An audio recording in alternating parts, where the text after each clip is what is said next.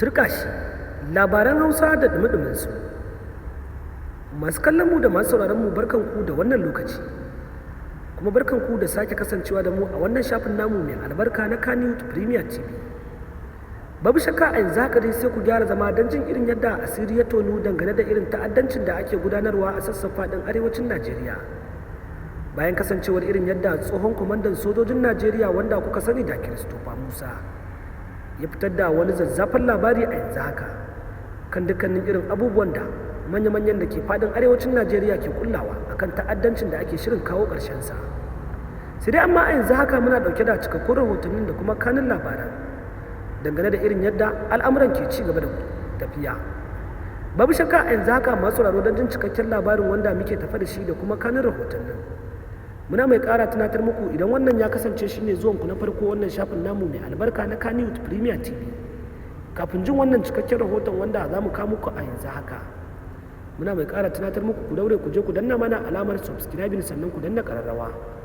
Domin ta haka ne za ku ringa samun dukkanin cikakkun labaranmu da kuma kanin rahotanninmu kai tsaye inda za mu ke kawowa da zarar mun dora. Babu shakka a yanzu haka sai ku gyara zaman ga cikakken rahoton sai ku saurara. To a labaran duniyar za ku ji cewa shugaban kasa Bola Ahmed Tinubu ya kwantar da hankalin 'yan kasa kan sabon tsarin haraji da za a fara aiwatarwa a shekara mai zuwa inda ya yi alkawarin sauƙaƙawa talakawa. Za ku ji shirin kasafin kuɗin Najeriya na shekarar 2026 na fuskantar barazana yayin da farashin ɗanyen mai a kasuwannin duniya ke ci gaba da faduwa. To masu sauraro, kamar yadda dai kuka saurari wannan cikakken rahoton wanda muka kawo muku a yanzu haka, kun ji cikakken bayani daga bakin abokiyar aiki tare da ƙarin haske kan dukkanin irin abubuwan da ke faruwa a fadin arewacin Najeriya. Babu shakka me za ku iya cewa dangane da wannan cikakken rahoton wanda kuka saurara a yanzu haka, kuma wani irin gudunmawa za ku bayar don ganin cewa an gyara fadin arewacin Najeriya din da kuma ƙara kawo ci gaba don ganin cewa an dakilar da dukkanin wani ta'addanci da ke wakana da ma fatauci da miyagun ƙwayoyi.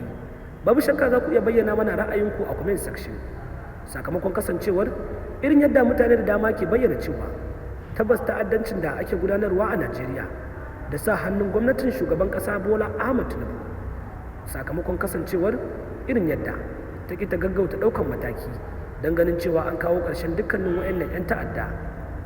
Tabbas masu sauraro muna jiran ra'ayoyinku a comment section.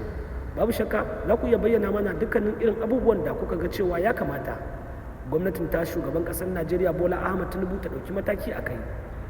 Mun gode da kasancewa da mu da kuke yi a kodayaushe a wannan shafin namu mai albarka na Kannywood Premier TV.